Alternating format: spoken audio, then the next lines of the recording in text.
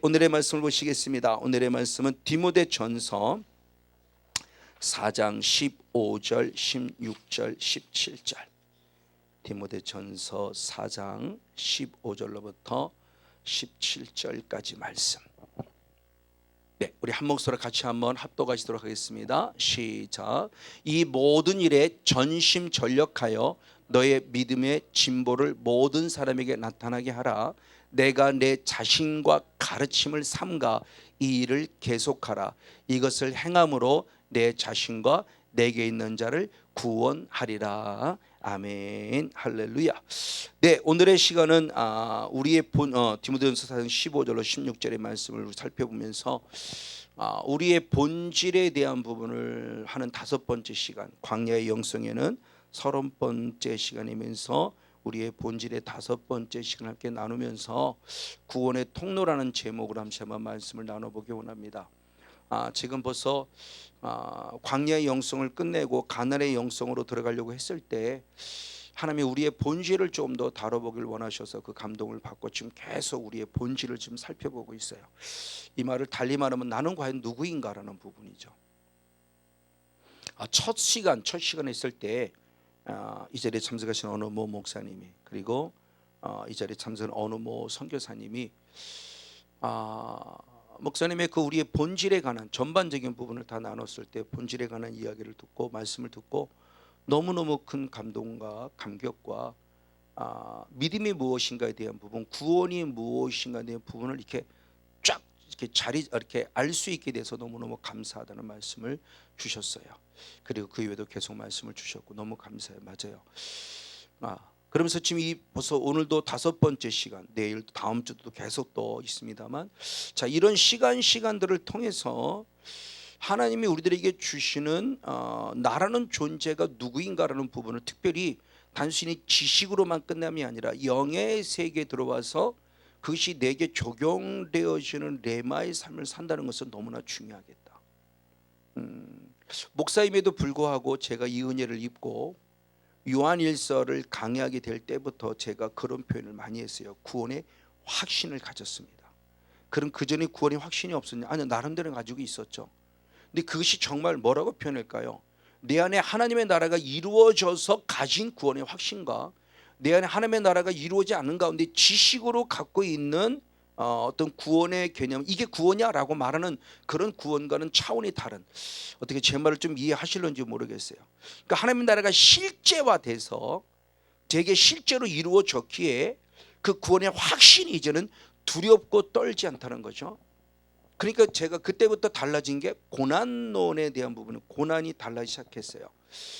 하나님의 자녀로서 분명히 구원의 확신을 가지고 있었지만 그때 당하는 고난은 어린아이적인 신앙이기 때문에 고난 때문에 힘이 들고 어려우면 하나님께 원망하고 불평불만하고 따지고 있었을 때가 있었죠. 그러나 이제는 조금 신앙이 청년의 신앙으로 자라고 조금 자라고 보니까 이건 하나님께 따져야 될 부분이 아니구나. 내가 싸워서 헤쳐나갈 부분인데 내가 싸우지 못해서 결국 이런 결과를 가져왔구나 싶은 생각 속에서 저는 그 고난의 개념이 많이 달라진, 그래서 제 영성을 제가 돌아볼 수 있음에 감사한 부분의 모습을 자주 표현을 했죠. 그리고 창조전의 영의 세계에 대한 부분을 표현하면서 특별히 구원받기로 예정되어 있었다라고는 예정, 미리 아신 가운데 예정했다는 그 예정론, 그러면서 예정에 의해서 내가 누구인가라는 부분을 좀 더 알게 됐었고 그것을 본질적인 부분으로 풀어가면서 알았다는 게 너무너무 감사해요. 자, 그 부분의 모습을 다시 한 번만 더 빨리 한번 계속 5번째, 지금으로 말하면 5번째까지 나가니까 조금 빠른 속도로 한번 풀어보면서 오늘 구원의 통로라는 과정까지 한번 살펴보길 원해요. 자, 나라고는 존재가 본질, 자, 이거를 원초적 본질이라고 그랬어요. 창세기 1장 2장까지의 나, 3장 이후에 나가 아니라 1장 2장까지의 나라고 했을 때 나라는 본질은 과연 누구인가 그랬을 때 창세기 1장 26절 27절의 말씀을 통해서 보면 하나님의 형상을 따라 하나님의 모양대로, 중요하겠어요, 누구를 만드느냐? 사람을 만들자라고 표현했어요. 나의 형상, 우리의 형상, 우리의 모양대로 자기 하나님의 형상, 자기 형상대로 남자와 여자 사람을 만드셨다라고 그랬어요. 자, 하나님의 형상을 따라 하나님의 모양대로 사람을 만들자 그러시고 드디어 창세기 2장 7절 말씀에 하나님이 흙으로 사람을 지으셨어요. 자, 이때까지만 해도 마네킹 같은 경우죠. 흙으로 지어놓은 거예요. 조각품이에요. 근데 이때 뭐를 집어넣느냐? 생기를 불어 넣음으로. 어디에? 우리 코에 생기를 불어 넣음으로 이 흙으로 만들어진 사람을 누구로 만들었냐? 생명, 영적인 존재로 만들었다. 이 생기가 과연 무엇일까라는 거죠. 이 생기. 그냥 문자적 의미로 보지 마시고 의미를 한번 살펴보세요. 문자 자체로 보지. 우리는 누구의 모양, 하나님의 형상대로의 모양대로. 근데 사람을 만들 때 뭐로 만들었다? 생기를 불어넣어서 생명의 존재를 만들었다. 그러면 하나님의 형상이 결국 뭐냐는 거죠. 생기죠. 하나님의 형상이 생기예요. 자, 근데 여기서 말씀하는 생기의 원어는 어떤 특정을 말하는 게 아니라 그냥 살아있는 기운 이런 의미예요. 생기. 그러니까 살아있는 하나님의 호흡 이런 뜻이에요. 살아있는. 자, 이것으로서는 생기가 무엇인지를 알 수가 없어요. 그냥 살아있는 기운. 한자로 표현하면 살아있는 기운. 원어 자체를 표현하면 살아있는 생명의 호흡 이거예요. 하나님의 호흡이 내 안에 들어와서 나를 살렸다는 걸 얘기하는 거예요. 이게 생기예요. 그러니까 하나님의 형상대로 지음을 받는다고 했는데 그 하나님의 형상이 뭐냐가 보니까 생기구나. 그렇죠? 하나님의 형상대로 짓는다고 했으니까 하나님의 형상이 결국 뭐냐 그랬을 때 창세기 2장 7절을 보니까 생기구나. 그럼 이 생기라는 원어를 통해서 조금 더 실제적으로 생기가 뭔가를 보자라는 거죠. 그랬을 때 우리는 전화문서 에스겔 37장을 통해서 봤죠. 에스겔 37장 10절 말씀과 14절 한번 두 절 말씀을 보시겠습니다. 자, 에스겔 37장 시작. 이에 내가 그 명대로 대언하였더니 생기가 그들에게 들어가매 그들이 곧 살아 일어나서 서는데 극히 큰 군대가 되었더라. 아멘. 자, 이스라엘 백성들의 영성을 지금 보여주고 있는 겁니다. 에스겔 선지자 때는 이스라엘 백성들이 바벨론 포로가 되어 있을 때이죠. 그러니까 완전히 죽어 있는 상태예요. 마른 뼈다귀예요. 마른 뼈다귀 완전히 죽었어요. 그러니까 바깥에는 피부는 이미 흙으로 된 피부는 다 없어져 버리고 뼈다귀만 남아 있어요. 이런 상태의 영성의 형태를 보면서 주님께서 뭐라고 표현하는 거냐? 여기다가 생기를 불어넣어라. 마른 뼈에다가 마른 뼈다귀에 생기를 불어넣어. 그러면 뭐라고 했느냐? 그들에게 들어감으로 그들이 무엇할 것이다? 살아날 것이다.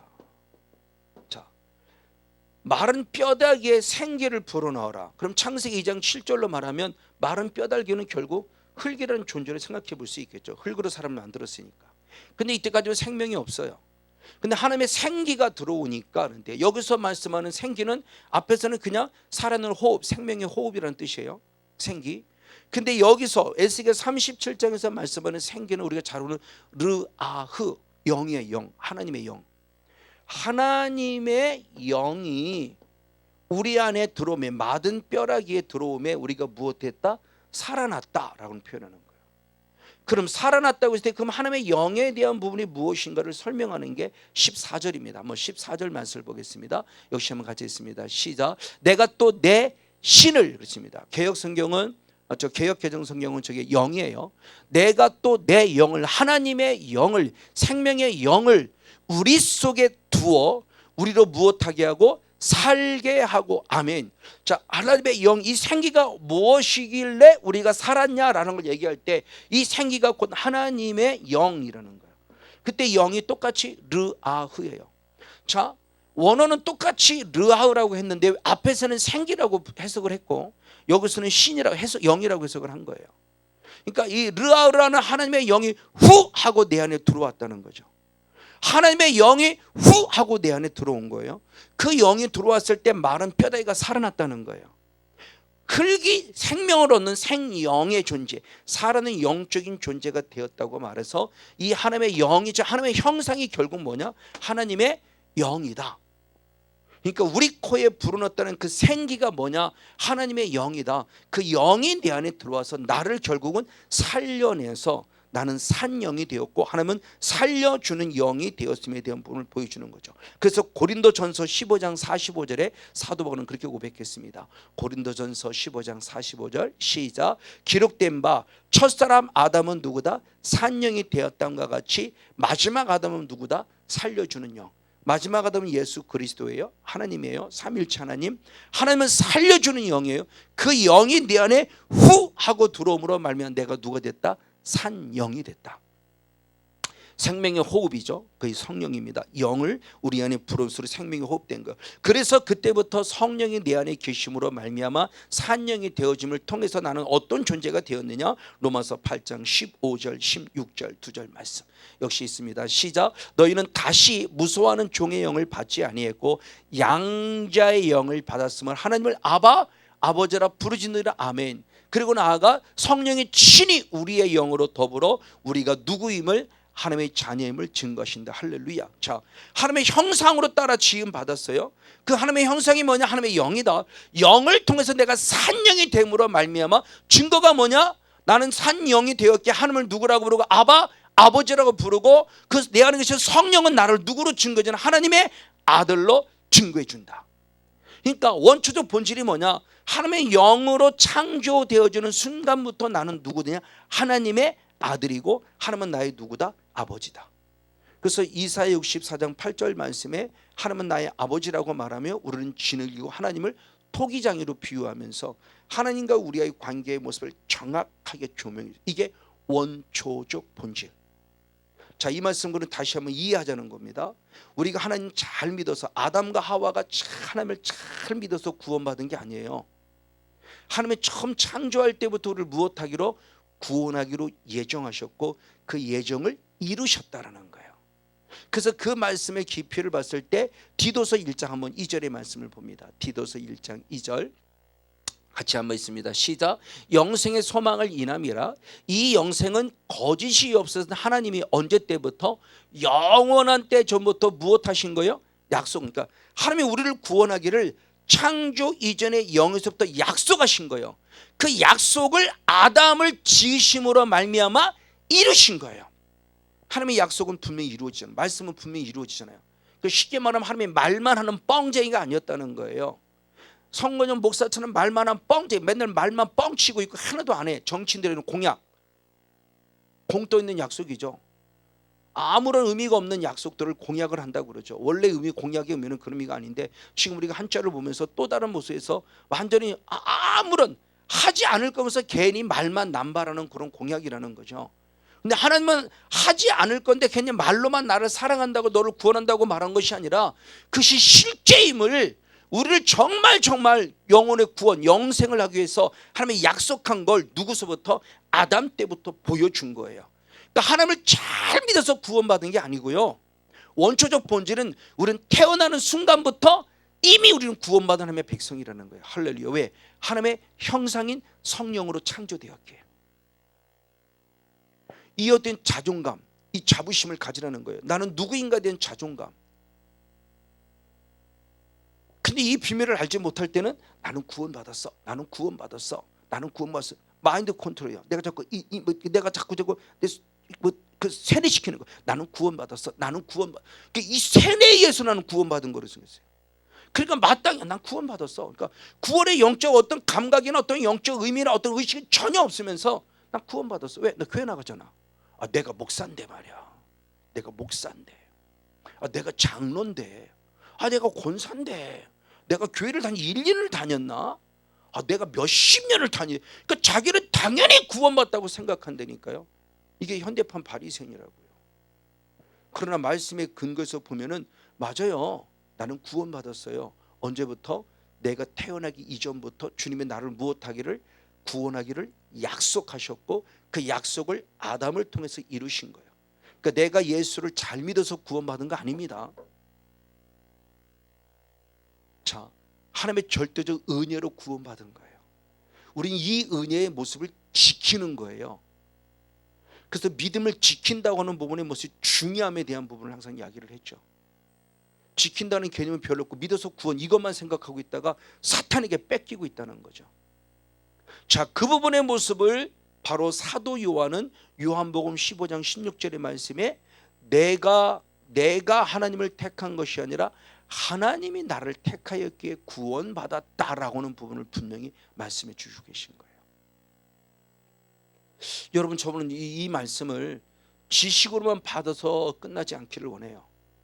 이것이 정말 감격이 돼야 돼요. 그래서 제가 이 말씀을 가지고 부산에서 한번 복음을 전했을 때 어떤 50대 중반 넘은 어떤 성도님이 오셔서 막 눈물을 펑펑 쏟으면서 울어요. 너무너무 감사하다고. 이제 그동안 천주교에 있다가 예수를 나의 구주로 믿어서 이제 교회라는 것에 들어오기 시작한 지 2년 정도밖에 안 되신 분인데, 자기 자신이 창조전의 영에서부터 택함받은, 구원받은, 택함받은 하나님의 자녀라는 걸 깨달았을 때 그 감격, 그 감사, 너무너무 감사하고 감격해서 제 앞에서 눈물을 흘리며 정말 엉엉엉 울었어요. 내가 창조전의 영에서부터 구원받은 백성이군요. 너무너무 감사하고 감격했던 거예요. 맞아요. 이것이 바로 원초적 본질입니다. 그래서 이 본질의 모습을 우리가 뺏기지 않고 잘 지켜야 돼요.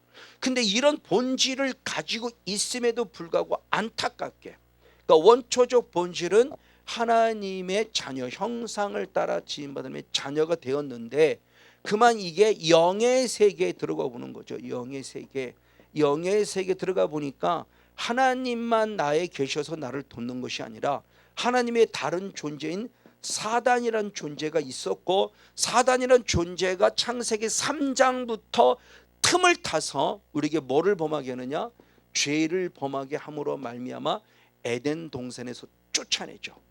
에덴 동산은 결국 하나님의 나라를 상징하고 있고 구원받은 하나님의 백성의 구원의 개념을 뺏어갔다는 거예요. 자, 이 존재를 빨리 또한 인식을 해야 돼요.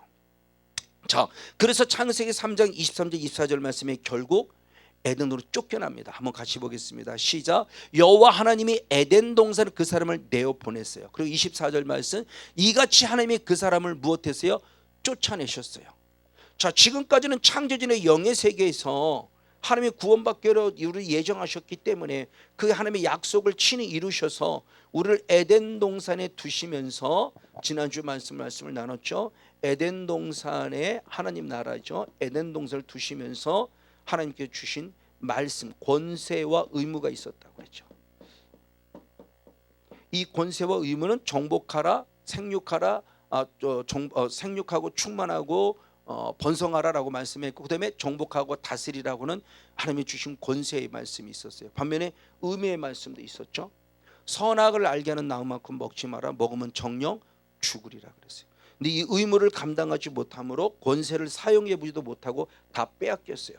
자녀의 권세를 빼앗고요, 장자의 권세를 빼앗겼고요, 정복의 권세를 빼앗겼고요. 어느 때부터? 말씀에 순종하지 않을 때부터. 그래서 에덴 동산에서 쫓겨난 거죠. 에덴으로 쫓겨났다는 의미가 결국 뭐냐는 거예요.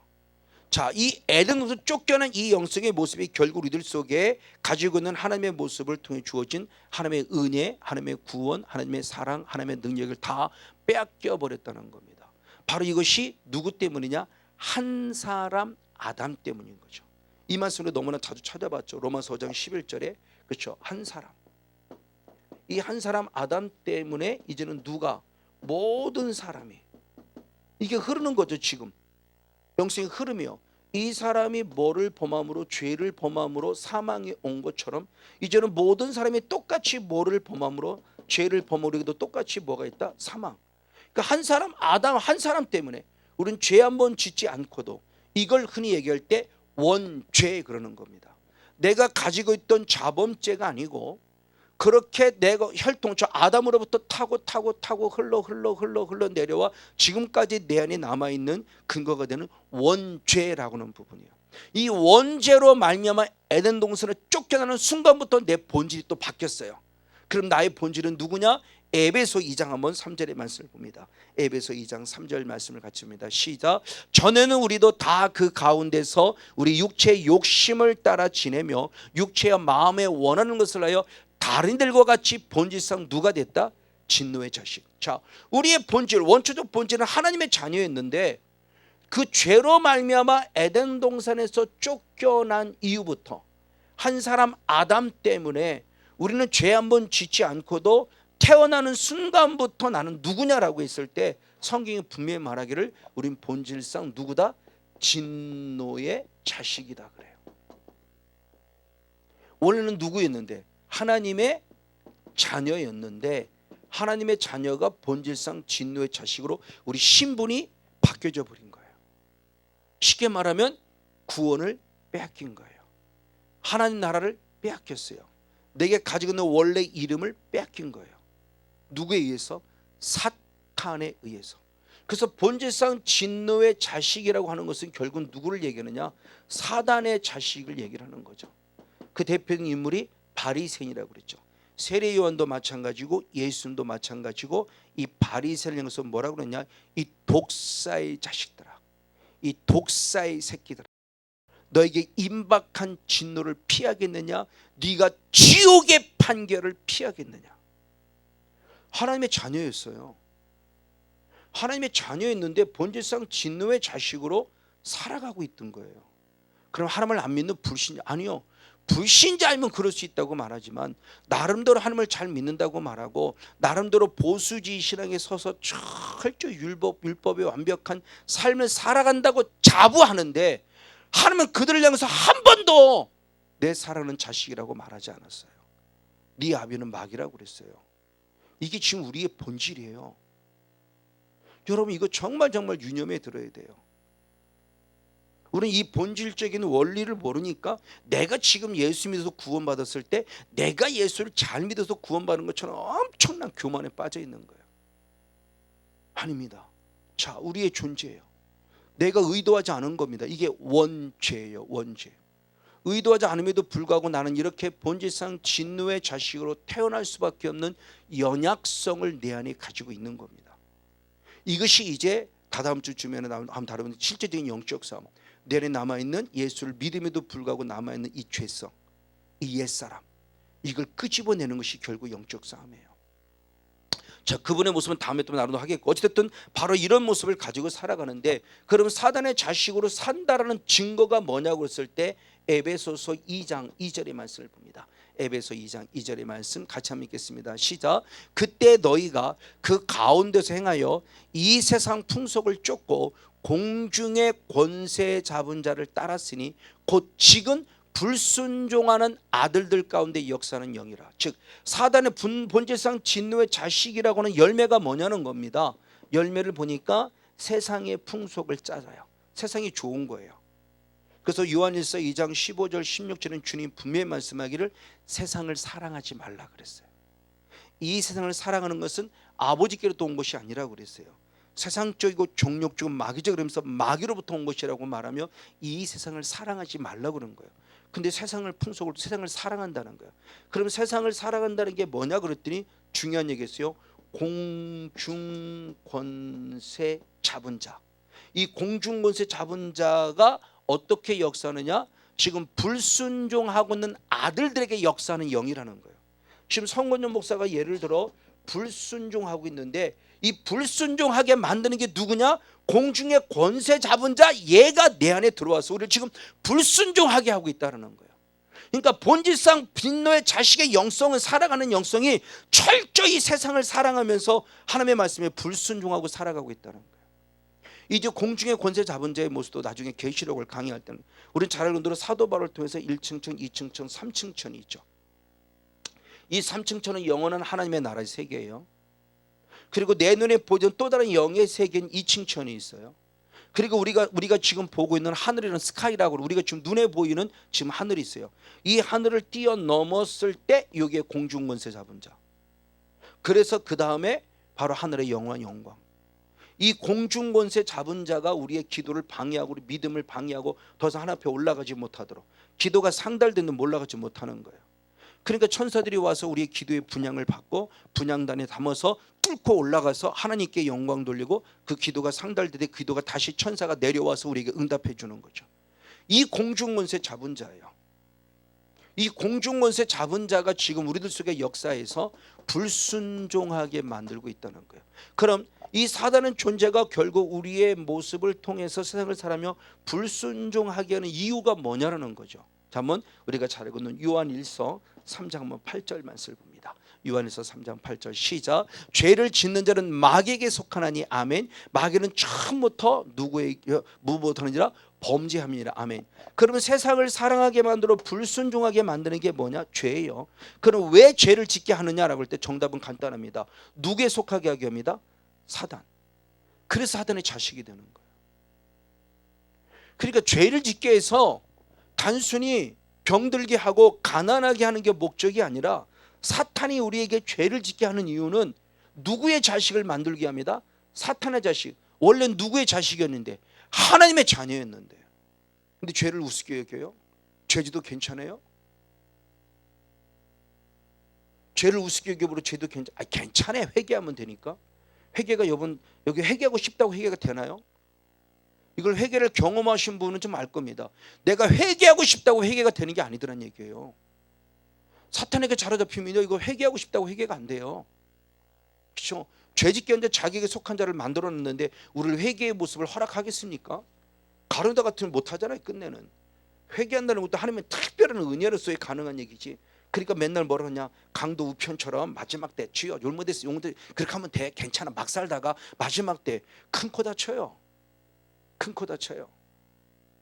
내가 회개하고 싶다고 해서 그냥 쉽게 회개해야지 한다고 회개가 되는 게 아니에요. 맨날 저도 회개를 강조하지만 어떤 때는 정말 진심으로 회개될 때 있지만 어떤 때는 회개가 안 될 때가 있어요. 말로는 회개를 하는데 과연 그 제가 회개 용서받았을까? 저는 용서 못 받았다고 분명히 말해요. 내 영이 지금 하는 게 아닌데 내 안에 성령께서 통해서 그 영을 통해서 죄의 이름을 자각하고 철저히 정말 가슴을 찢는 회개가 되지 않고 있는데 그냥 입술로 잘못된 용서해주세요 이런다고 이게 회개가 되느냐? 아니요. 그래서 제가 저쪽에 있을 때 그 얘기를 하죠. 하나님 잘못해서 용서해 주세요. 그러니까 주님 묻잖아요. 뭘 잘못했는데? 그러니까 제가 뭐라고 말하냐? 이 목사가 되고 맨날 강단에서 기도하는 대표 기도수는 이거 갖고 하나님 우리의 죄를 용서, 내 죄를 용서, 우리의 죄를 용서 이거 앉은 목사가 잘못된 거죠. 대중기도 이거 갖고. 그러니까 제가 뭐라고 그냥 그냥 잘못했어요. 내가 뭘 잘못했는지 모르고 하나님 앞에 감히 하나님 앞에 하나님 그냥 잘못했어요. 뭔 잘못인지 몰라요 제가 지금. 근데 그 죄가 용서를 받았어요? 어떻게 용서를 받습니까? 뭔 죄인 줄 모르는데. 그러니까 이게 지금 우리가 너무너무 잘못된 삶을 살아가고 있는 거예요. 사단의 존재예요 이게요. 목사인데 저를요? 아니요. 목사인 저도 마귀 새끼 만들려고 사탄이 지금 어떻게든 불순종에 만들어 세상 살아가게 만들어가면서 우리의 존재 아닌 성건용 목사의 존재를 마귀 새끼 만들어 지옥 보내려고 지금도 최대한으로 그러면 노력하고 있는 거예요. 이 비밀을 아니까 이제 죄와 싸워 이겨가는 거죠. 나는 너한테 안 속아. 나는 절대 너한테 안 속아. 이제는 영의 세계를 모를 때는 그럴 수도 있지 말이야. 뭐 사람이 어떻게 죄 안 짓고 살아. 근데 요한일서 3장 9절을 보세요. 충격이잖아요. 그러니까 요한일서 3장 8절 9절 10절 말씀을 보면 8절까지는 그래도 이해가 되는데 9절 10절을 보면 이해가 안 돼요. 왜? 하나님께 난 자는 죄를 짓지 아니하니 하나님의 거룩한 씨로 나며 하나님께 난 자의 모습은 죄를 짓지 못한다 그랬을 때 그 말씀이 불편한 진실이에요. 이 말씀을 부인할 수는 없는데 인정하고 싶지 않은 말. 왜? 어떻게 죄를 안 짓고 살아?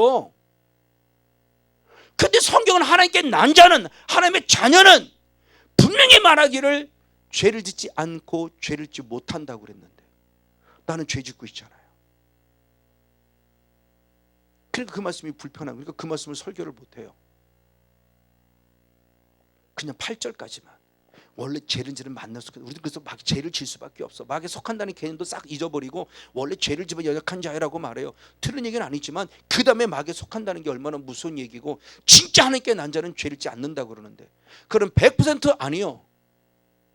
내가 거룩하니 너희도 거룩하는 상대적 거룩에 의한 죄와 싸워 이기는 영성이 필요한 거예요. 그래서 죄와 싸워가는 걸 말하는 거구나라는 걸 아는 거죠. 똑같은 목사라도 조윤규 목사님과 저는 차원이 다르죠. 조윤규 목사님은 아마 저보다 더 죄를 덜 지어야 될 거예요. 하나님만이 절대이고 우린 그 안에 상대적인 거죠. 그럼 이 영성을 제가 1년이라도 앞섰다 한다면 여러분들보다는 제가 죄를 덜 지어야 되겠죠. 근데 너무 늦은 여러분들보다 제가 죄를 더 많이 짓고 있다면 저는 낙오될 가능성이 크다는 거죠. 그러니까 정말 사탄의 존재가 지금 어떻게 우리들에게 침투해 들어오고 있는가에 대한 부분의 모습을 적나라하게 봐야 돼요. 그러니까 본질상 진노의 자식이라는 영성이 결국 뭐냐고 했을 때 내가 얼만큼 죄와 싸워 이겨가고 있느냐, 아니면 죄 속에 빠져있느냐에 따를 통해서 내가 본질상 진노의 자식의 영성이 더 강하냐, 하나님의 본초적 본질인 하나님의 자녀의 영성이 더 강하냐를 볼 수 있다는 거죠. 스스로를 점검해 볼 수 있는 거예요. 맞아요. 자, 어찌됐든 이런 모습을 통해서 결국은 죄를 범해요. 죄를 범하는 이유는, 자, 사탄이 우리 죄짓게 하는 이유는 간단하다고 그랬죠. 마태복음 25장 41절 말씀이 지옥 들어가게 하려고 하는 거예요. 자기 혼자 들어가기 억울하니까 우리를 끌고 들어가는 거예요. 원래는 사탄을 예비된 건데. 자, 그런데 이렇게 죄를 범했음에도 불구하고 죄를 범하는 순간 결국 아담과 나라는 존재로 연결시켜 보면 아담과 하와가 이런 죄를 범하는 순간 어떤 상황이 왔느냐. 자, 죄를 범할 때마다 사탄은 뭐라고 그랬어요? 너 하나님과 똑같아져. 너 하나님과 똑같아져 그랬잖아요. 그래서 그 하나님과 똑같아진다는 욕심에 의해서 먹었는데, 하나님과 똑같아지는 게 아니라 먹는 순간부터 뭐가 드러나냐, 나의 죄가 드러남으로 말미암아 부끄럽고 두려워서 결국 못해요? 숨어요. 그러니까 죄를 지으면 지을수록 내 죄가 드러나는 거예요. 이게 부끄러운 거예요. 그러니까 숨어요. 하나님의 음성 들릴 때. 이게 우리 존재를 누구도 부인을, 그러니까 사탄에게 기가 막히게 속은 거라고요. 무슨 하나님이 돼요. 하나님이 되긴. 자, 성경의 말씀을 이렇게 표현하고 있습니다. 창세기 3장 7절 8절 두 절 말씀을 같이 봅니다. 창세기 3장 7절 8절 시작. 이에 그들의 눈이 밝아 자기들의 몸이 벗은 줄을 알고 무화과 나무 잎을 엮어 치마를 하였더라. 그들이 날이 서늘할 때 동산에 거하시는 여호와 하나님의 음성을 듣고 아담과 그 아내가 여호와 하나님의 낯을 피하여 동산 사이에 숨었더라. 아멘. 하나님 앞에 죄송스럽고 송구스러운 마음, 저게 기본적인 양심이죠. 그러니까 숨어요. 숨는다고 숨을 수 있나요? 주님이 몰라서 찾고 있나요? 어디 숨어지 몰라서 아담아라고 불렀나요? 그 아담아라고 부르는 것은 내가 네 죄를 알고 있으니 빨리 회개하라는 기회를 준 건데 그 기회를 선용하지 못하고 숨어요. 맞아요. 사탄에 의해서 회개가 안 돼요. 자기를 숨고요. 부끄러워요. 그 죄가 부끄러워요. 알아요. 그거는요.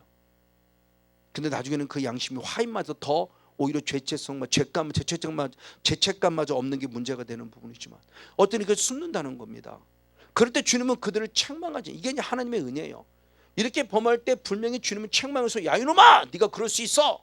내가 너한테 선악을 나무 먹지 말라고 그랬지 라고 얘기하면서 책망하는 게 아니고 오히려 하나님의 은혜가 들어가요. 그러니까 이 은혜 갖고 우리가 살아가는 건데 때론 이 은혜를 갖고 우리가 방종하니까 문제가 되는 거예요.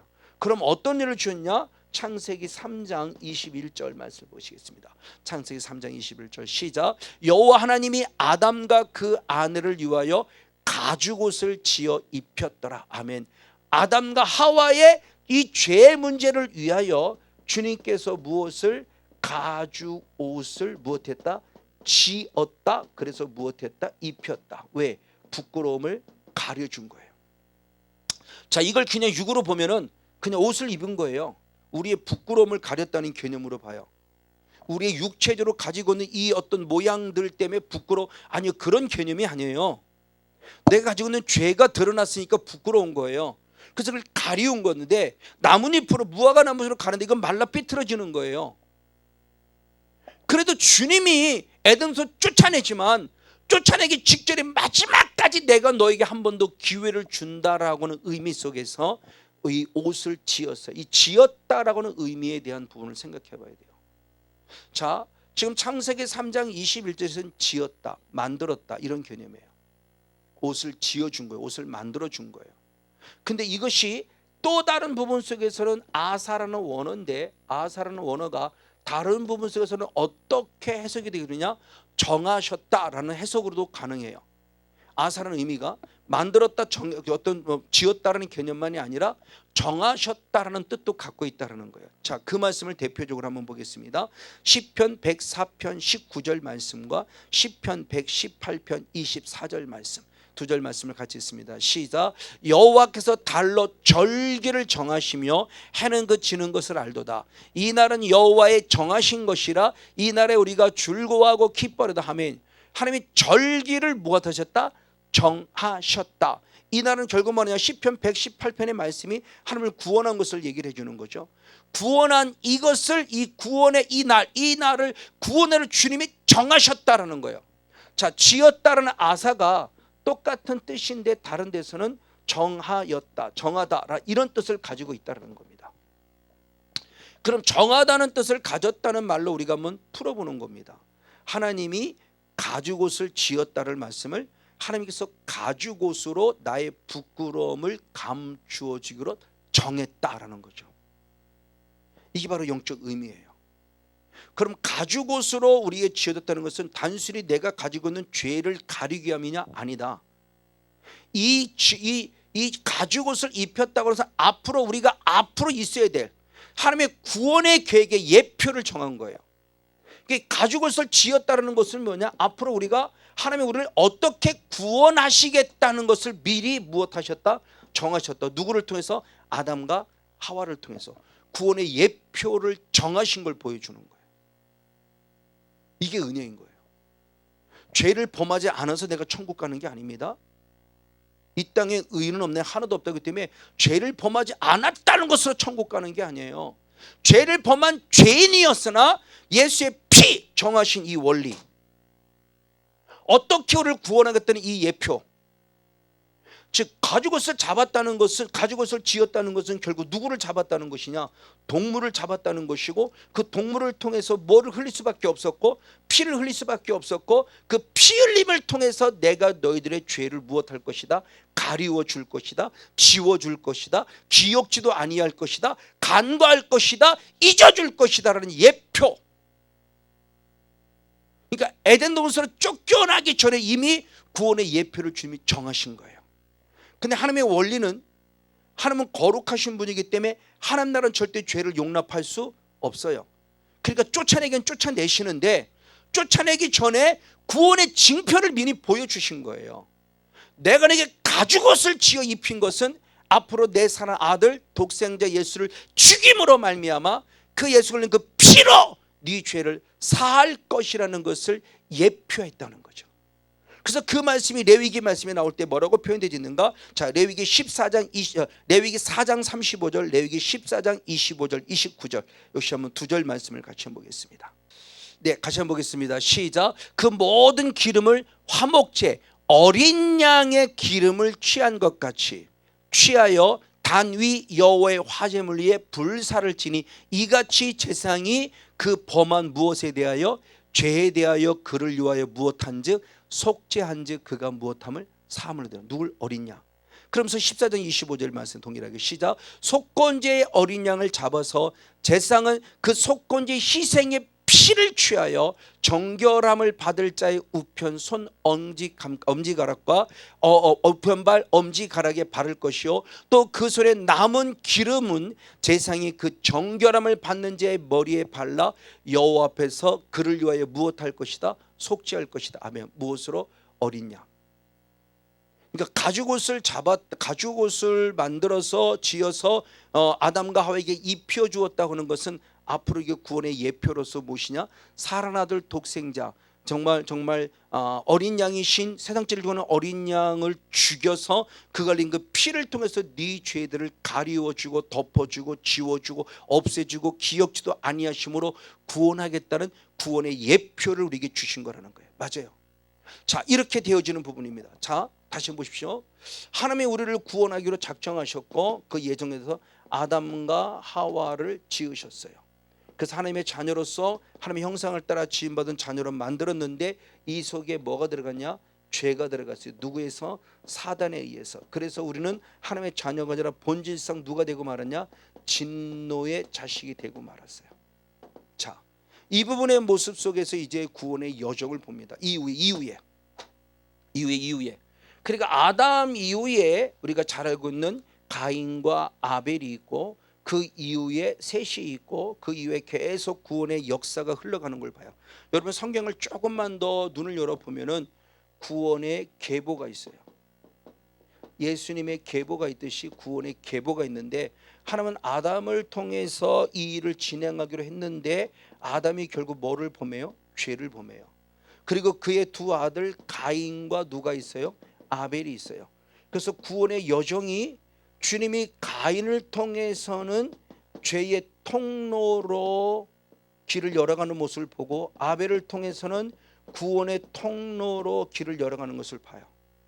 그래서 주님 말씀할 때 시편 1편 6절에 그렇게 표현했죠. 한번 시편 1편 한번 6절을 봅니다. 시작. 대저 의인의 길은 여호와께서 무엇하나 인정하시나 악인의 길은 망한다. 그랬을 때 가인은 악인의 길을 걸어간 거고 아벨은 의인의 길을 걸어가는 거예요.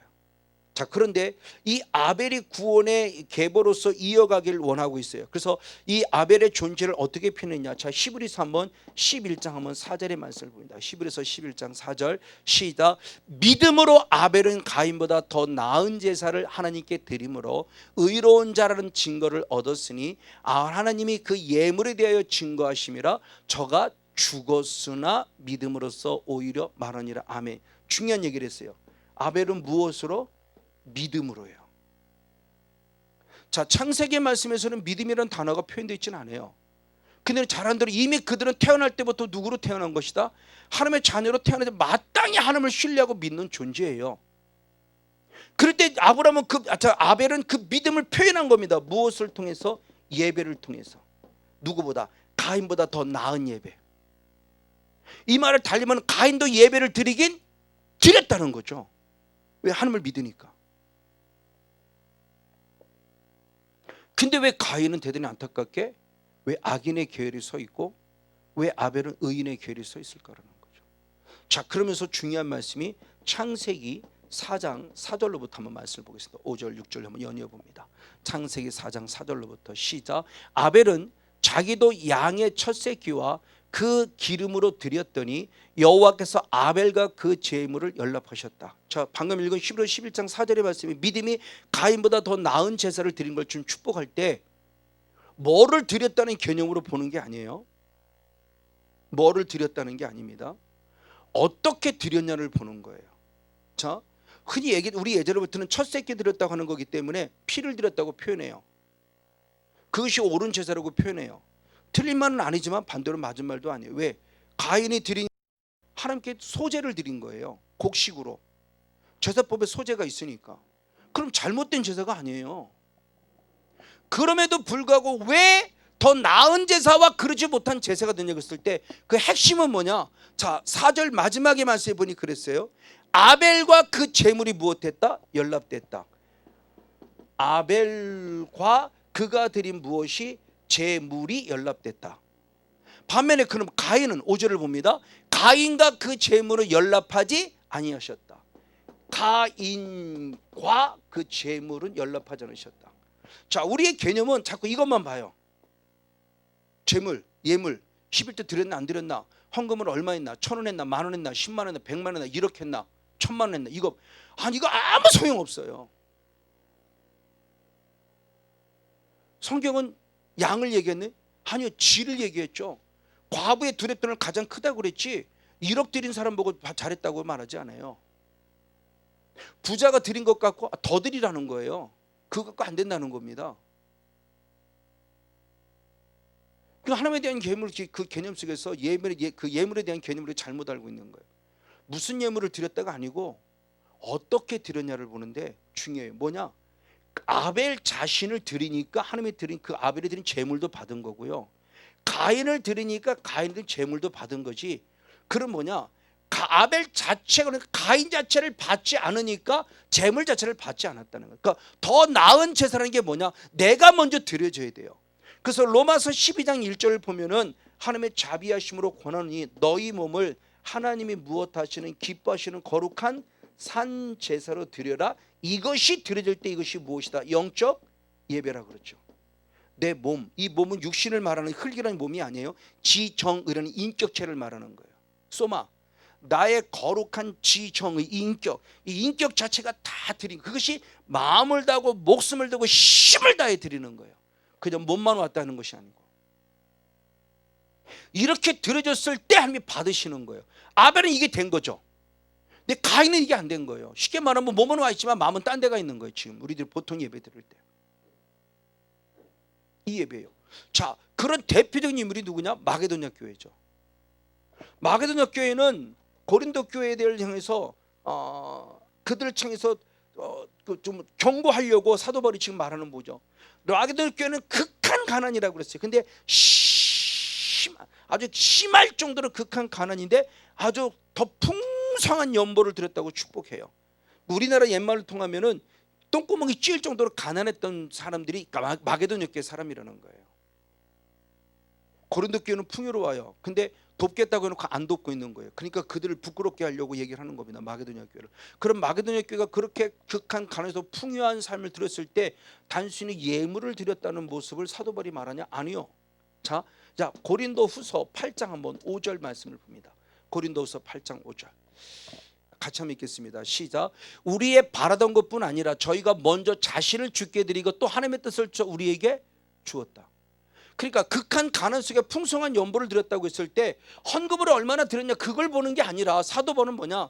중요한 이거였어요. 먼저 그랬습니다. 먼저 뭐를 드렸다? 자신을 하나님께 드렸다. 그리고 예물, 하나님의 뜻을 줘서 예물을 드렸다는 거예요.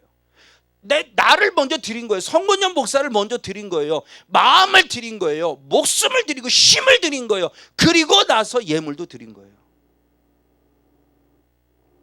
이걸 역으로 말하면 가인은 이게 없었죠. 형식적이죠. 하나님 나 왔다 갔어요. 11조 나는 11조 드려서 11조 드린 걸 해고로 삼는 거니까. 아니요 주님은 11조를 드린 걸 해고로 삼는 게 아니라 너 자신을 드렸냐를 보는 거예요. 나를 드렸냐. 하나님이 가난해서 우리에게 돈을 요구하나요? 아니요. 내 마음을 보시고 중심을 보시고 믿음을 보시는 거예요. 믿음을 아벨은 믿음으로 가인보다 더 나은 제사를 드렸다. 그게 뭐냐? 자기를 드린 거예요. 그리고 예물을 드되 하나님 그 예물을 받으신 거예요. 가인은 자기 자신을 드리지 않았어요. 그러니까 지금 우리들에게 너무너무 중요한 영적 원리를 지금 알려주고 있는 거죠. 자, 이 말씀을 통해서 지금 우리들의 모습을 보여주는 겁니다. 그 보혈의 능력을 통해서 나아가는 삶 속에서 나는 과연 어떤 반열에 서 있냐는 겁니다. 그런데 우리가 잘 알고 있듯이 가인을 통해서 예배 실패자가 되니까 예배 실패자의 열매가 뭐냐는 겁니다. 잘 아는 대로 죽이죠. 누구를? 동생 아벨을. 그럼 가인이 동생 아벨을 죽일 때 왜 죽였냐는 이유가 나옵니다. 요한일서 3장 12절 시작. 가인같이 하지 말라. 저는 악한 자에게 속하여 그 아우를 죽였으니 어찐 연고로 죽였느냐. 자기의 행위는 악하고 그 아우의 행위는 의로움이라. 자, 가인이 아벨을 죽였어요. 그 죽였을 때 왜 죽였는가를 얘기합니다. 가인이 아벨을 죽였는데 왜 죽였는가 그랬더니 중요한 얘기를 했어요. 악한 자에게 속했기 때문이다 그래요. 악한 자. 그럼 저는 예전에는 악한 자 그러면 나쁜 자인가 보다 이런 개념으로 생각해서 틀린 얘기는 아니에요. 근데 의미를 살펴본다면 단순히 악한 자가 그냥 나쁜 사람에 속했기 때문에 동생을 죽였다는 차원이 아니에요. 그럼 이 악한 자가 누구냐는 모습을 봤을 때 똑같은 말씀의 모습이 마태복음의 말씀과 누가복음 한번 8장 12절 말씀을 봅니다. 누가복음 8장 12절 한 절 말씀을 먼저 보겠습니다. 같이 한번 읽겠습니다. 누가복음 8장 12절 말씀 같이 한번 읽습니다. 시작.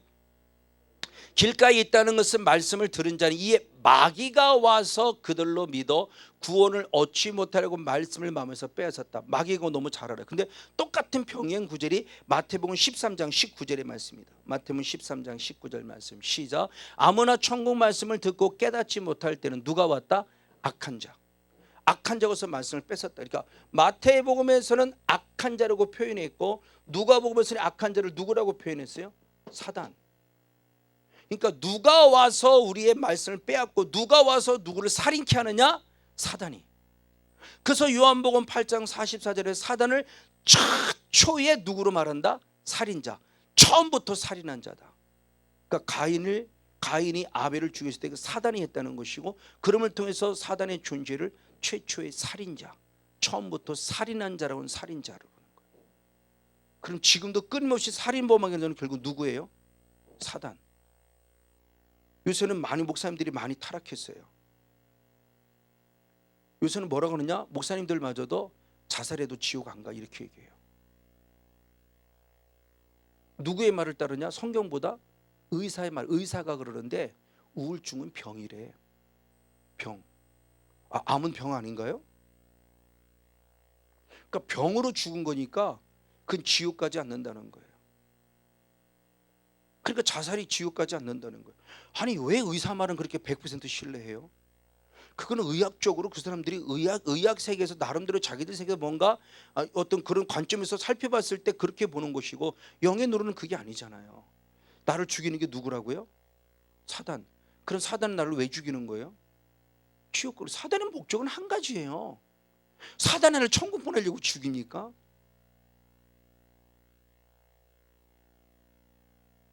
그럴 것 같으면 저는 숨기겠지만 이 땅에 살고 싶은 욕심 조금도 없어요. 그럼 저는 지옥이라도, 저는 뭐 지금 자살이 되고도 먼저 가고 싶으면, 그게 죄만 안 된다면 저는 빨리 가고 싶어요. 왜? 살아봐야 짓는 게 죄밖에 없어요. 맨날 갈등해야 되죠. 맨날 고민해야 되죠. 이 은혜 있고도 끊임없는 갈등, 끊임없는 고민, 부부지간에 끊임없는 갈등, 부모와 자녀간에 끊임없는 갈등, 목회 성도 간에 끊임없는 갈등. 이 갈등을 야기시켜요, 바리새인들처럼. 그러면 갈등 속에서 웬만한 사람 아니면 다 죄질 수밖에 없어요. 왜? 내가 상처를 받는데, 내가 힘든데 안 미워할 수 있어요?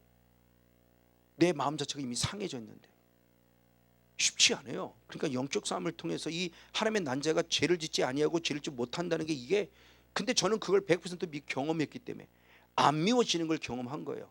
근데 이게 10년이 좀 넘어가니까 자꾸 속상한 마음이 내 안에 들어와요, 이제는요.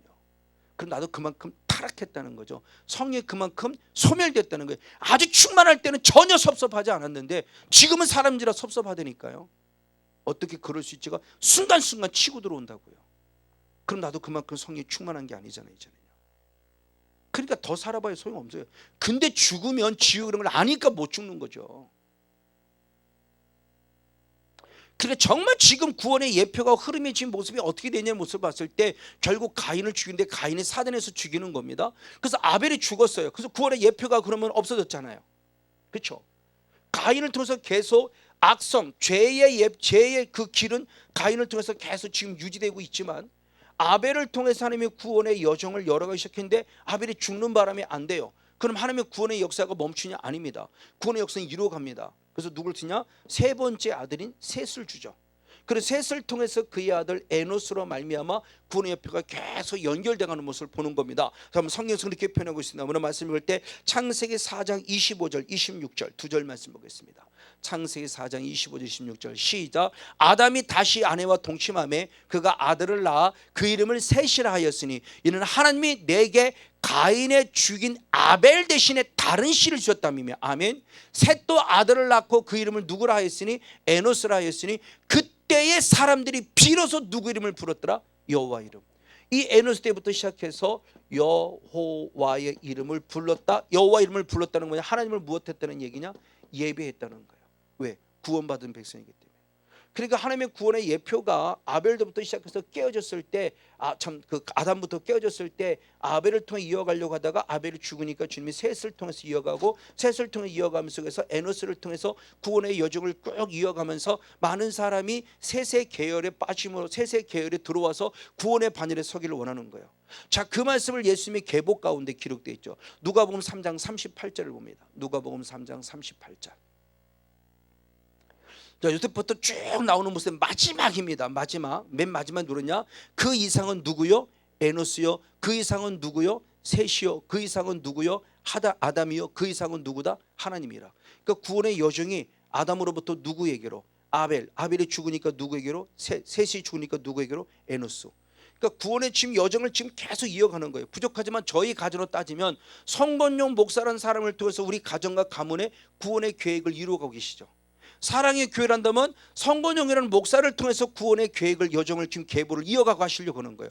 그리고 이걸 반대로 말하면 구원의 계보를 깨트리는 누군가가 있다는 거죠. 가정 속에 있고 교회 속에 있다는 거예요. 나라 민족 속에 있다는 거죠. 그렇죠? 왕으로 따진다면 아하방 같은 자죠. 구원의 계획을 박살내버리잖아요. 이방인을 끌어들면서부터.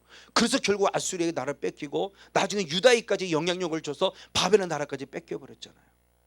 그럼 저와 여러분 지금 과연 구원의 여정 속에 서 있는 하나님의 백성이냐는 거예요. 본질상 진노의 자식의 모습이지만 하나님께서 어떻게든 나를 통해서 구원의 여정을 이루어가기를 원하는데 그것이 깨져가고 있는 거예요. 결국 적어도 오래 못 가고 결국 깨져버립니다. 그때 하나님은 다시 하나님의 사람을, 또 다른 사람을 세우는 누구냐? 그게 바로 노아죠. 노아를 통해서 역시 주님은 구원의 여정을 이루어가며 구원의 방주를 만들게 해요. 그래서 성경은 그렇게 기록되어 있습니다. 창세기 7장 23절 7장 1절과 23절 창세기 7장 1절 23절 시작. 여호와께서 노아에게 이르시되 너와 내 온 집은 방주로 들어가라. 내가 이 세대 내 앞에서 의로움을 내가 보았음이라 하며 방주에 들어가라. 그러면서 지면의 모든 생물을 쓸어버리시니 곧 사람과 짐승과 기는 것과 공중의 새끼라 이들은 땅에서 쓸어버림을 당하였으되 홀로 노아와 그와 함께한 방주에 있던 자만 남았더라. 아멘. 자, 구원의 역사를 통해서 그들에게 구원의 여정이 이루어가요. 그래서 방주를 만들게 하죠. 자, 그래서 구원의 방주, 노아의 방주를 통해서 구원의 여정을 이루어가요. 근데 구원의 여정을 이루어갈 때 노아와 더불어 그의 아내와 더불어 그의 자녀들 그리고 그의 자부 총 8명이 들어가며 짐승들이 들어가죠. 정결한 짐승 7쌍씩, 부정한 짐승 2쌍씩 들어가요. 들어가고 나왔을 때 드디어 창세기 9장 1절 2절 말씀을 한번 보겠습니다. 창세기 9장 1절 2절 시작. 하나님이 노아와 그 아들들에게 복을 주시며 그들에게 이르시되 생육하고 번성하여 땅에 충만하라. 땅의 모든 짐승과 공중의 모든 새와 땅에 기는 모든 것과 바다의 모든 고기가 너희를 두려워하며 너희를 무서워하리니 이들은 너희 손에 붙이셨습니다. 아멘. 자, 노아를 통해서 방주를 통해서 죄라는 존재를 완전히 쓸어버렸어요. 하나님의 심판을 통해서. 죄의 흔적이 없어요. 완전 싹 다 죽었으니까. 오직 의롭다고 인정한 노아의 가족만 남았어요. 그래서 우리는 이들을 구원의 중시조라고 그러죠. 그렇죠? 우리의 시조는 아담과 하와였어요. 근데 아담과 하와가 그 일을 감당하지 못해서 죄가 들어왔고, 그래서 하나님은 다시 그 계열을 셋을 통해서 에노스를 통해서 이어가다가 또 끊어졌을 때 다시 하나님의 노아를 통해 이어갑니다. 그래서 구원의 중시조가 왜? 아무도 없으니까. 다 죽어버렸으니까. 그리고 구원의 중시조인 노아에게 하나님 주신 축복이 있어요. 뭐냐? 생육하라, 번성하라, 충만하라. 그러면 저들이 너를 두려워할 것이니 왜 두려웠냐? 내가 하나님께서 그들을 너의 손에 붙였습니다. 붙였다는 말씀을 하나님은 영적 싸움 속에서 필요할 때마다 하시는 말씀이죠. 그들을 내가 네 손에 붙였다. 이긴다는 거죠. 그럼 이 말씀을 읽을 때 여러분 무슨 말씀이 생각나지 않습니까? 아담과 하와를 창조하고 하나님이 가장 먼저 그들에게 주신 축복이죠. 아까 얘기했던 창세기 1장 28절, 창세기 2장 15절 말씀. 창세기 1장 28절이 뭐예요? 아담과 하와에게 축복하여 가라사대 생육하라, 번성하라, 충만하라, 그리고 무엇하라? 정복하라, 그리고 무엇하라? 다스리라. 그리고 창세기 2장 15절에만 하나 더 있으니 지키라. 그렇죠? 왜 두려워하냐는 겁니다. 정복하니까. 그럼 아담과 하와에만 주어진 이 정복의 권세가 다시 누구에게 이어졌냐? 노아에게. 그래서 하나님이 주신 거룩한 영성이에요. 지금 우리들에게 노아가 준 구원의 중시죠. 그러면 제 가문에 있어서는 제가 구원의 중시죠. 여러분의 가문에서 1세대들이 구원의 중시조죠. 다 똑같이 죄인데 그래도 나라도 예수를 믿어서 노아와 같이 구원의 방주를 세워놓고 나를 통해서 내 가문을, 나를 내 가정을 복음화시키라는 거죠. 그럼 우리 구원의 중시로 삼아준 거예요. 근데 이렇게 의인이었다는 말하는 구원의 중시조로 살아가는 이들마저도 나아감 속에서 어떤 결과를 가져왔냐고 했을 때 결국 또 죄를 범하고 마는 안타까움의 모습을 보게 됩니다. 그래서 하나님은 다시 또 구원의 계획을 열어가며 노아의 시대를 끝나고 이제 아브라함을 하나님이 부르는 거죠. 그 아브라함을 부를 때는 이제는 개인으로 부르지 않습니다. 자, 그럼 말씀 읽어볼 때 창세기 12장 1절 2절 한번 3절까지 말씀 연이어보겠습니다.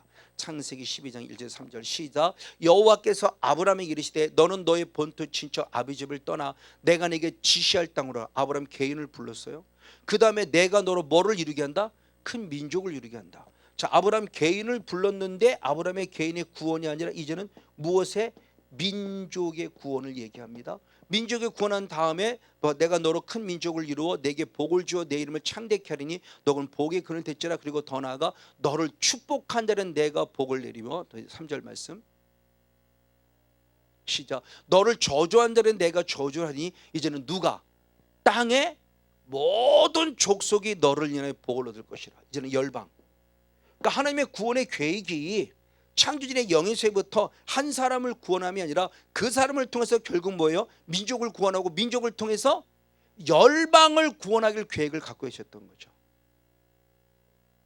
그러니까 구원의 여정의 예표가 지금 쭉쭉쭉 흘러가며 있어서 하나님께서 아담을 통해서 아벨을 통해서 셋을 통해서 에노스를 통해서 노아를 통해서 아브라함을 통해서 이스라엘 민족을 통해서 열방까지. 자, 이게 주님의 구원의 예표를 지금 계속 구원의 계보를 지금 이루어 가시를 원하는데, 우리가 잘 아는 대로 이 구원의 예표가 구원의 여정이 잘 이어가지를 못해. 자꾸 삐딱선을 타고 넘어지고 쓰러지니까 또 주님이 새 사람을 찾고 왜 이렇게 되어지냐 하는 거예요. 이게 쭉 이어지질 않아요. 우리 자녀도 이스라엘 민족도 그래서 열방을 품기를 원했지만 이스라엘 민족도 함께 온전히 돌아오지 않을 뿐만 아니라 나중에 그러니까 주님이 로마서 11장에 보면은 이방 민족부터 먼저 구원했고 다시 나중에 들어와서 예루살렘을 다시 구원하죠. 왜 그럴까라는 거예요.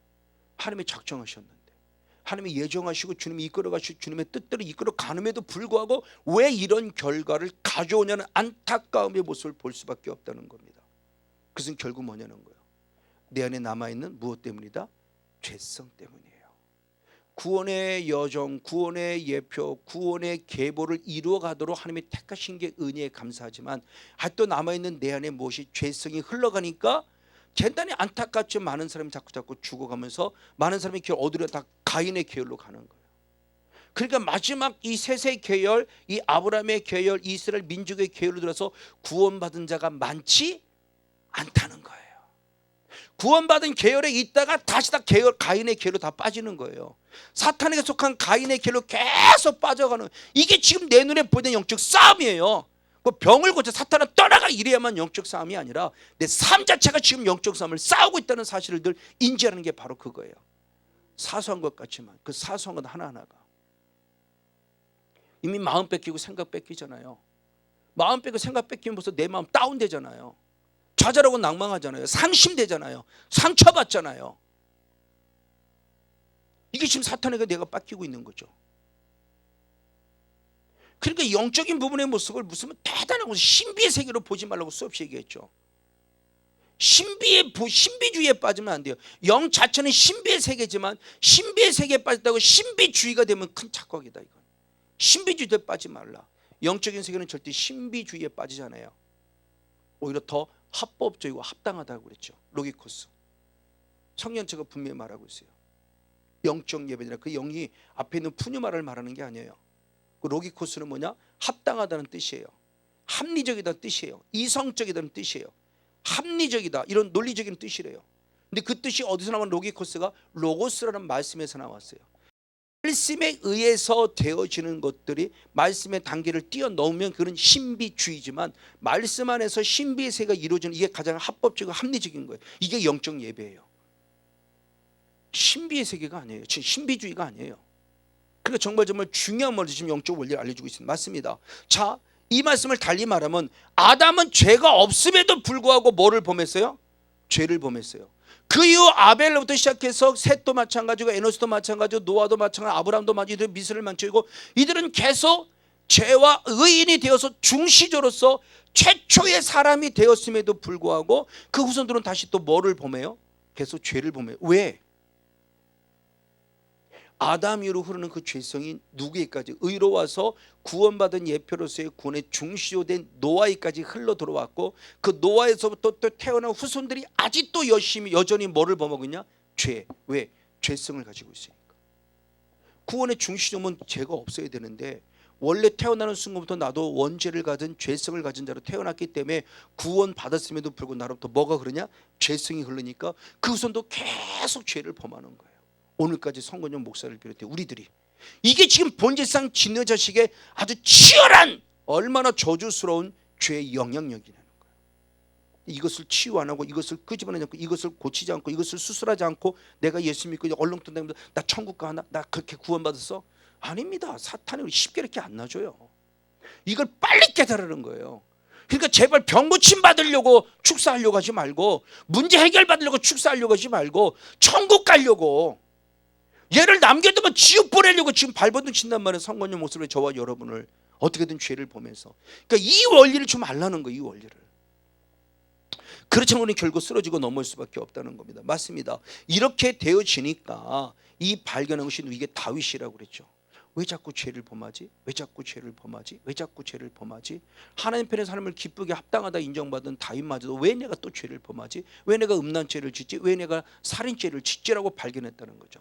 자, 그 말씀을 계속 찾아봤지만 이거 말씀을 읽어보겠습니다. 시편 51편 5절 말씀 현대인 성경을 같이 보겠습니다. 시편 51편 5절을 현대인 성경 같이 봅니다. 시작. 내가 죄악 중에 출생하였으며 모친이 죄 중에 나를 잉태하니. 이게 지금 우리가 읽은 개요 그리고 개역개정 성경입니다.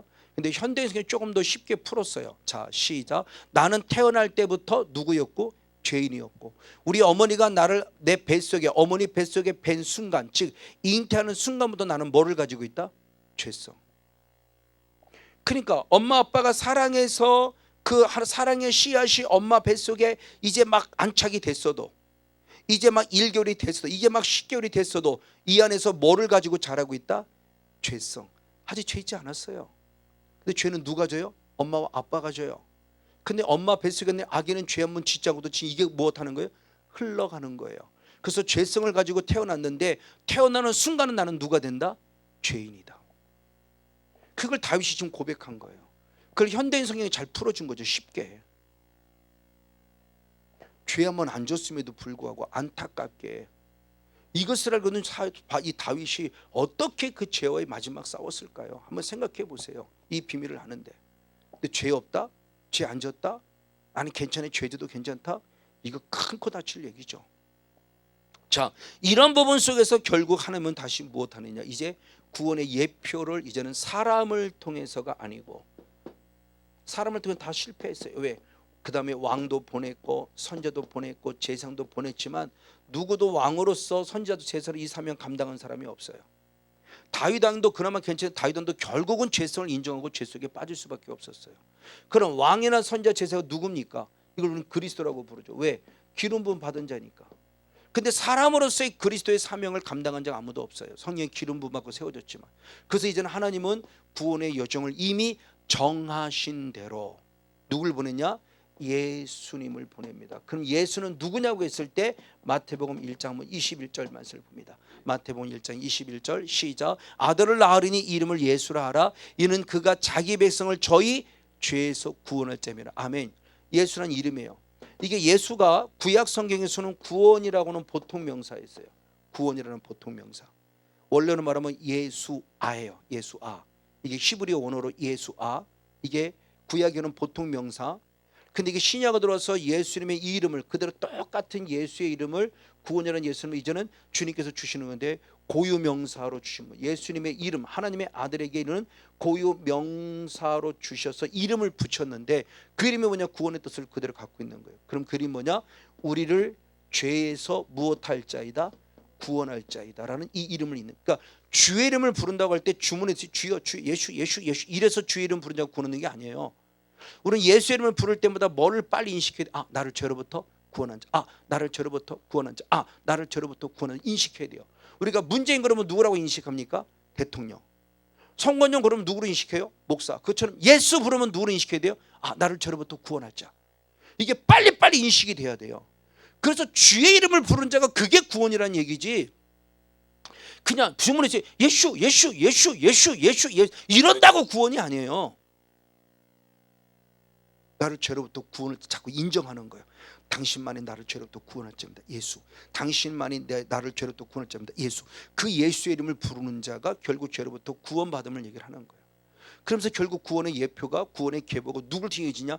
예수 그리스도를 통해서 이어짐에 대한 부분의 못을 지금 말씀하는 거예요. 맞아요. 근데 이 문제, 이 죄 문제를 해결하려면 결국 누가 해결하느냐?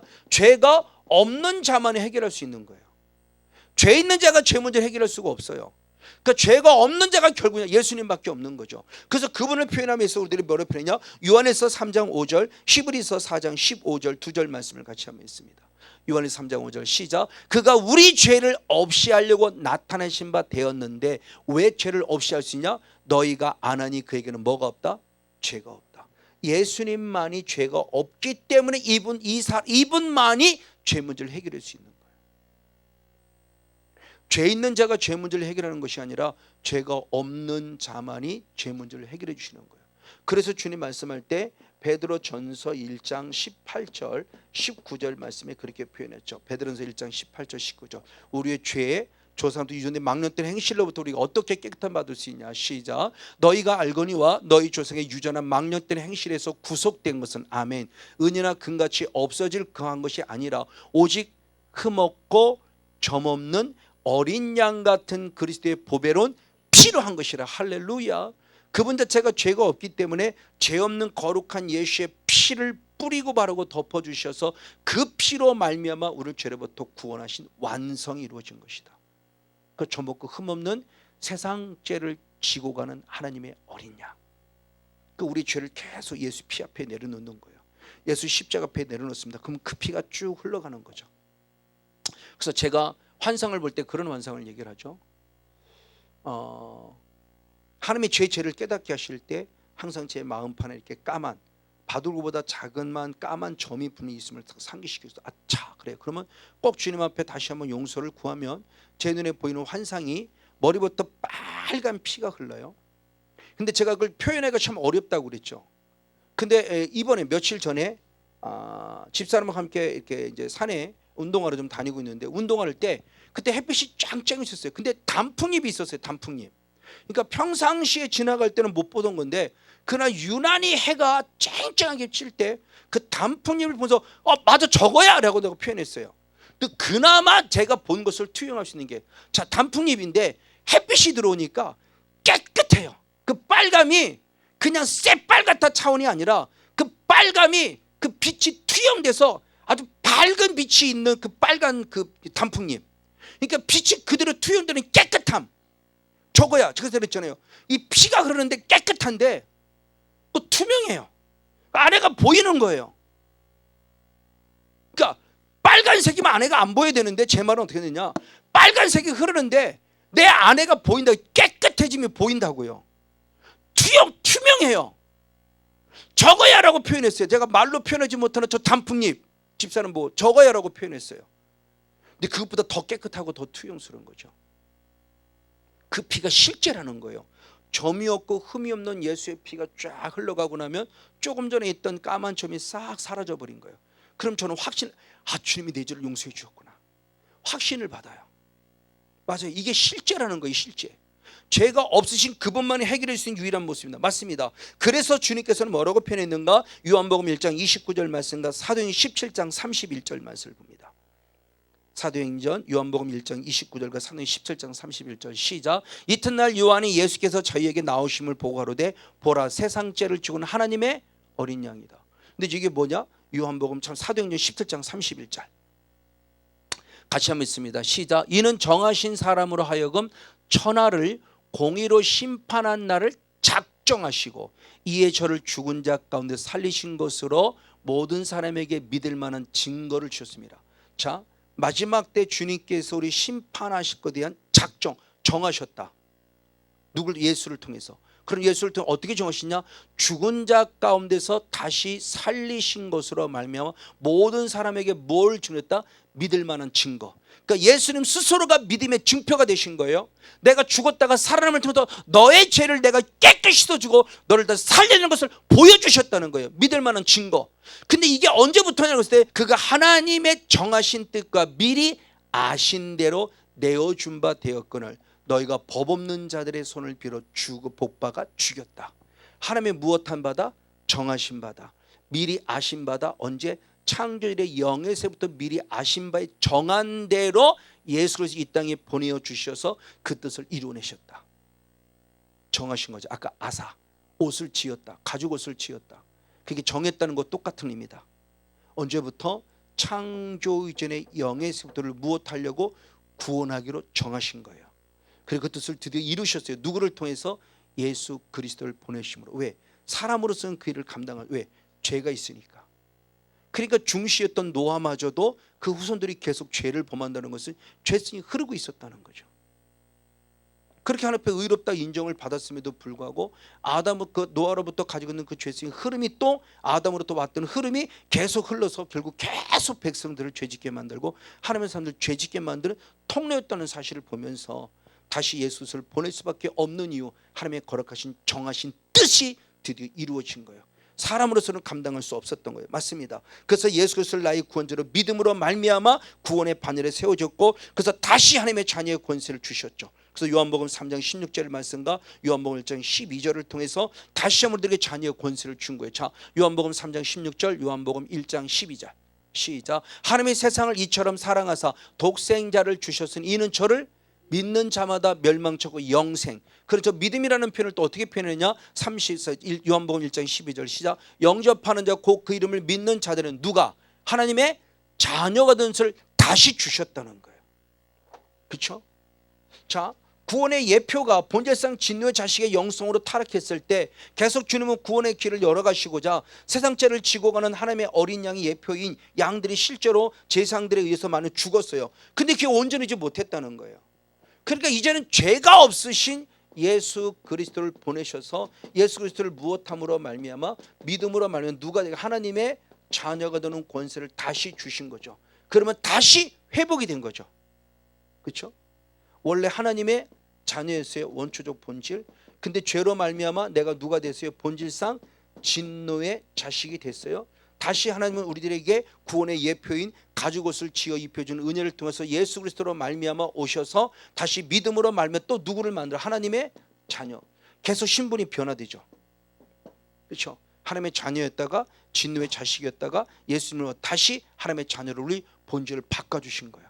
그러니까 내가 믿은 게 아니라 이게 절대적 은혜에 의한 정하신 뜻이라는 거예요. 이게 이 은혜를 알아야 감사가 돼요. 하나님의 정하신 뜻이에요. 예표예요. 주님이 미리 주님이 약속하신 거예요. 언약하신 거예요. 그걸 이루어 주신 거예요. 내가 예수를 믿어서 구원받다고 생각하면 착각인 거죠. 근데 저는 그랬다고는. 왜? 우린 교리적으로 그렇게 배웠어요. 성결교는 자유의지라는 과정을 내가 예수 믿은 거야. 내가 예수 믿은 거야. 아니요, 성경은 그렇게 말하고 있지 않아요. 에베소 2장 8절을 보세요. 하나님의 은혜로 믿음으로 말미암아 구원. 은혜의 은혜. 믿는 것도 은혜예요. 내가 믿은 거 아니에요. 믿어지는 은혜를 주신 거예요. 자, 이 부분의 모습을 통해서 지금 우리들이 구원받은 은혜의 모습을 지금 말씀하고 있는 거죠. 맞습니다. 그래서 결국은 사도 바울은 이 부분의 모습을 로마서 5장 17절 말씀에 우리가 누구다? 새로운 피조물이라 그랬어요. 자, 이 말씀을 잘 이해해야 돼요. 한번 로마서 5장 17절을 봅니다. 로마서 17절 시작. 그런즉 누구든지 그리스도 안에 있으면 새로운 피조물이라 이전 것은 지나갔으니 보라 새고. 이 새로운 피조물이라는 것이 없는 것을 새로 하자는 피조물이 아닙니다. 이전 것이에요. 이전 것.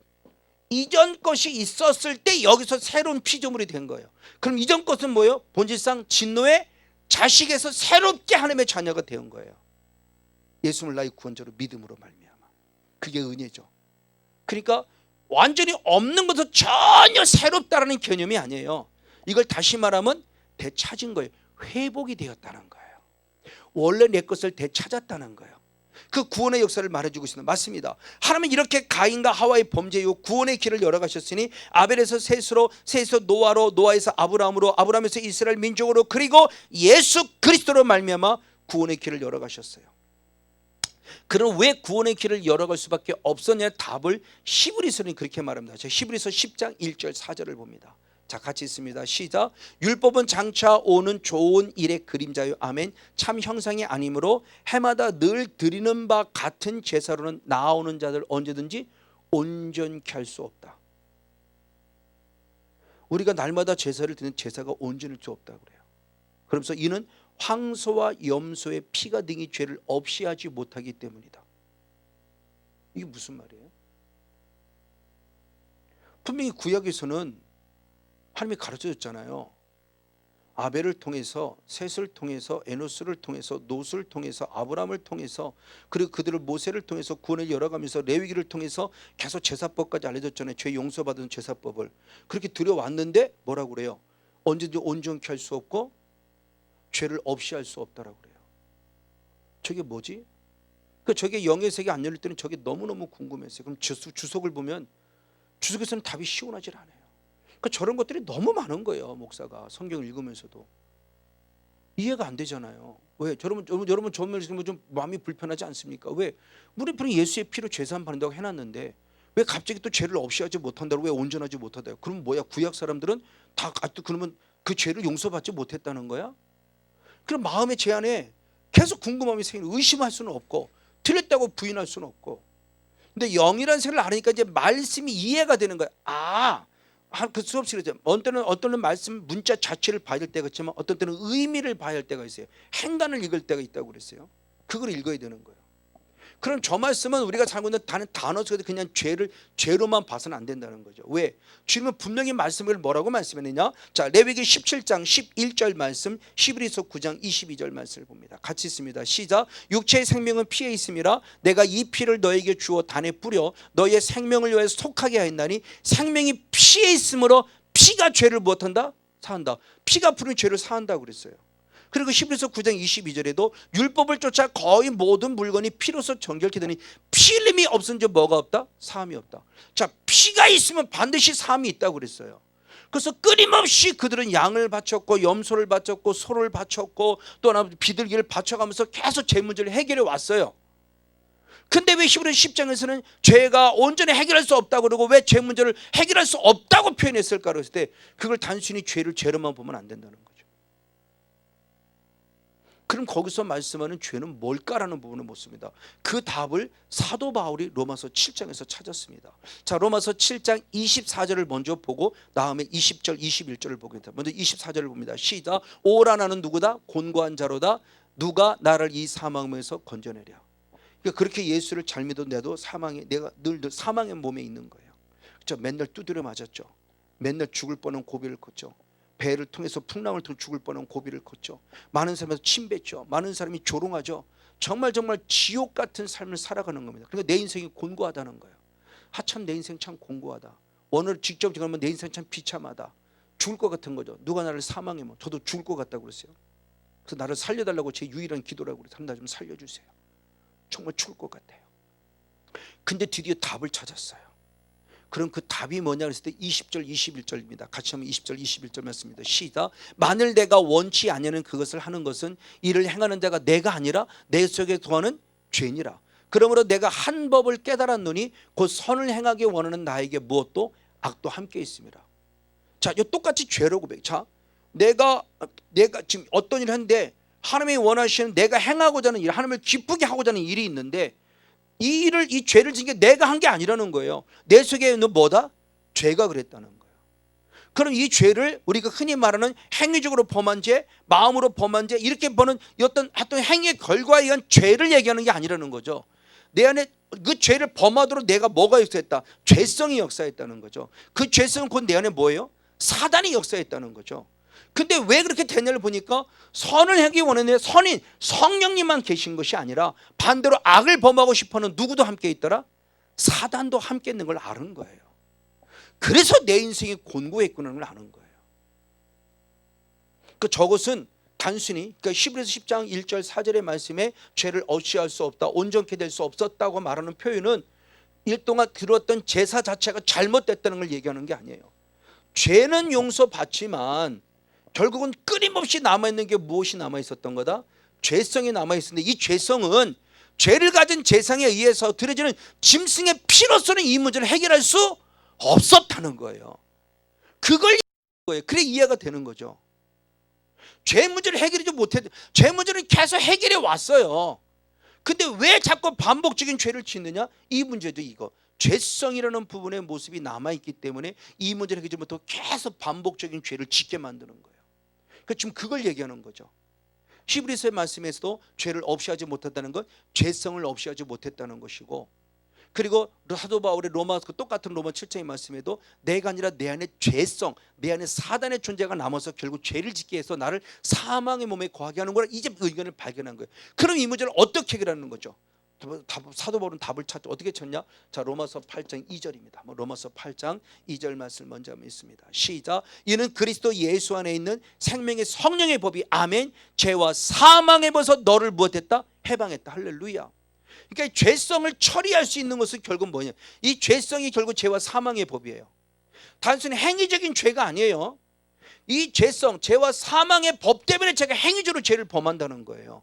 그러니까 이 부분의 모습을 내가 어떻게 처리하느냐, 어떻게 이것에 해방되느냐 하는 것은 유일한 하나다. 생명의 무엇이다? 성령의 법이다. 성령으로만 가능할 수 있다는 걸 얘기를 하는 거예요. 그러니까 죄성 처리는 그때 죄성 처리는 성령을 통해서 되어질 뿐만 아니라 또한 더불어 이 성령을 받기 위한 모습이 결국 우리에게 뭐냐? 죄에 대한 회개죠. 그래서 회개를 통해서 말씀했을 때 계시록 12장 한번 11절 말씀을 봅니다. 계시록 12장 11절.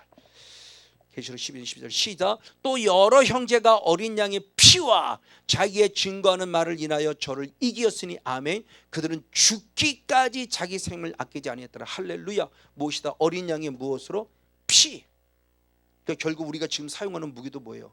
예수의 피, 성령의 불, 예수 이름. 확실한 영적 무기죠.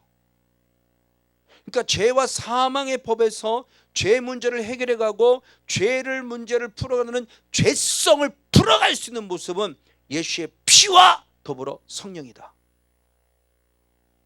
그러면 성령과 회개, 이 피를 공급받을 회개밖에 없다. 철저히 회개된다. 맞아, 이거예요.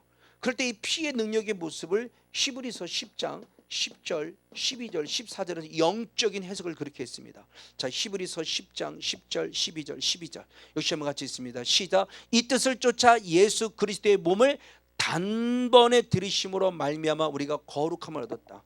자, 예수님이 십자가에 죽으신 것은 뭐예요? 단번. 그동안 짐승으로는 뭐예요? 매번.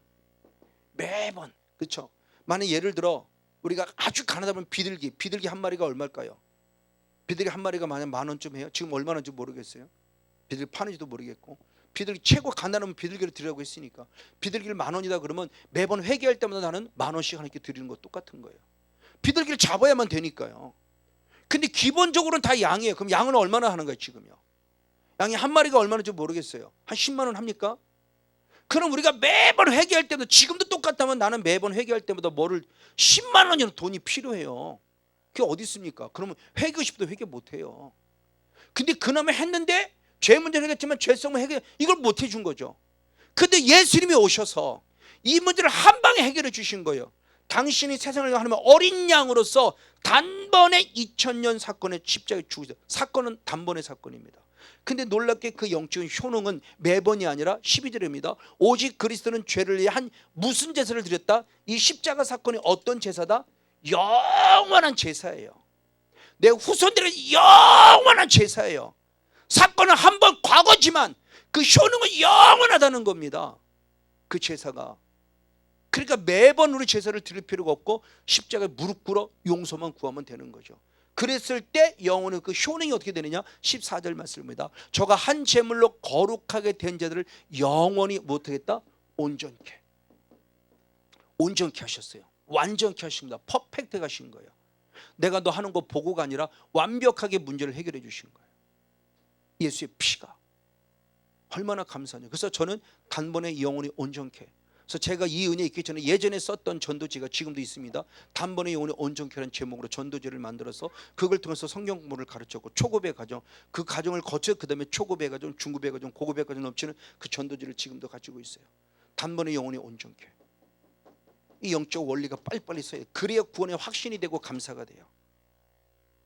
단번에 영혼이 온전케. 맞아요. 이 과정들의 모습입니다. 그러니까 지금 우리가 사탄의 영성을 통해서 본질상 진노의 자식의 영성을 통해서 우리가 새로워졌을 때 그 새로워지는 영성으로 우리가 끊임없이 나아가려면 이제는 죄성의 문제가 풀어져야 되는데 그 죄성의 문제를 풀기 위한 것이 그 죄성이 결국 내 안에 남아있는 뭐냐? 예수를 믿음에도 불구하고 본질상 진노의 자식의 영성으로서 이것이 지금 내 안에 남아있는 뭐냐? 옛사람이죠. 옛사람. 이게 내가 가지고 있는 낡은 가죽 부대예요. 내 죄성이에요. 이것들의 모습을 처리하는 겁니다. 이제 그 부분의 모습을 다다음 주부터 깊이 한번 다뤄볼 거예요. 다음 주는 거듭남에 대한 다시라는 하나님의 자녀가 되는 다시라는 개념을 좀 더 살펴보고 맞습니다. 오늘처럼은 다시 한번 더 조금 읽었던 요한계시록 12장 11절의 사람들 주님이 사도 요한을 통해 미리 예언을 보게 하는 겁니다. 공중권세 잡은 자가 땅으로 쫓겨났어요. 그래서 마지막 최후의 발악으로 하나님을 잘 믿는 사람을 건들 때 그런 하나님을 잘 믿는 하나님의 사람들은 어떻게 했냐? 목숨 걸고 죽기까지 예수의 피와 하나님의 말씀으로 그들과 싸워 이겼다예요. 그들이 바로 14만 4천 명이에요. 신천지기 희한한 얘기 들어가지고 괜히 14만 4천 명이라는 것에 문자의 의미 속에서 비유 의미 속에서 빠져갖고 괜히 막 홀라당 넘어가서 막 그냥 그렇게 하지 마시고요. 그들이 마지막 14만 4천, 그들이 결국 그리스도의 군사고, 그들을 데리고 예수님이 나중에 백마 타고 신세모표를 백마 타고 아마겟돈 전으로 그들을 박살내므로 그들 싸워서 이 땅에 새 하늘과 새 땅을 이루어 가시는 거예요. 그러니까 정말 다시 한 번 더요. 말씀 많이 읽으시고요. 말씀 많이 들으시고요. 그리고 분별하시고요. 분별이 됐으면 이제 그 말씀을 이루어내시고요. 나의 존재를 보십시오. 하나님의 자녀였습니다. 죄 때문에 빼앗겼습니다. 다시 구원의 길을 열어가시는 가운데 드디어 예수를 통해서 완전케 하셨습니다. 인간의 방법으로서는 불완전할 수밖에 없었어요. 왜? 내가 진 죄성이 있으니까.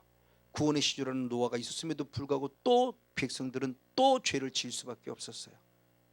아브라함을 통해서 이루어갔습니다. 그러나 하나님은 마지막 다시 백성을 또 이루어가며 교 예수 그리스도를 보내주셨습니다. 그분의 보혈의 능력을 힘입으시고 그분의 약속한 성령을 힘입어서 철저히 회개하며 제사함 받고 성령을 힘입었을 때 마지막 죽기까지 결단의 싸움으로 다시는 하나님의 자녀는 이 권세를 빼앗기지 않고 끝까지 하나님의 나라를 누리는 하늘 백성 우리 모두가 되어지기를 주님으로 간절히 축복하고 축원을 드립니다.